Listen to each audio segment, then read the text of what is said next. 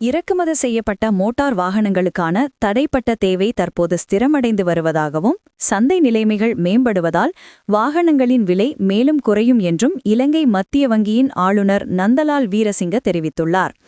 மத்திய வங்கியின் நாணயக் கொள்கை மேலாய்வு கூட்டத்தின் போதே அவர் இதனை தெரிவித்தார். ஜூலை, ஆகஸ்ட் மற்றும் செப்டம்பர் மாதங்களில் திறக்கப்பட்ட கடன் கடிதங்கள் அதிகரித்தமையால் வாகனங்களுக்கான தேவை எதிர்பார்த்ததை விட அதிகமாக காணப்பட்டது. எனினும் கடந்த 2 மாதங்களாக இந்த தேவை குறைந்து வருவதாகவும் இது தொடர்ந்தும் குறைவதற்கான அறிகுறிகள் காணப்படுவதாகவும் ஆளுநர் சுட்டிக்காட்டினார். இந்த தேவை குறைவு மோட்டார் வாகனங்களின் விலை மேலும் வீழ்ச்சியடைய வழிவகுக்கும் என்று எதிர்பார்க்கப்படுகிறது. மத்திய வங்கியின் தரவுகளின்படி இலங்கை இதுவரை $1.2 பில்லியன் அதிக பெறுமதியான வாகனங்களை இறக்குமதி செய்துள்ளது.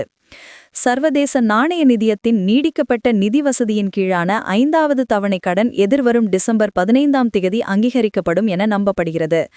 அதன் பின்னர் ஆசிய அபிவிருத்தி வங்கி மற்றும் உலக வங்கி ஆகியவற்றிலிருந்தும் டிசம்பர் மாதம் நிதி உதவி கிடைக்கவிருப்பதாகவும் அவர் தெரிவித்தார்.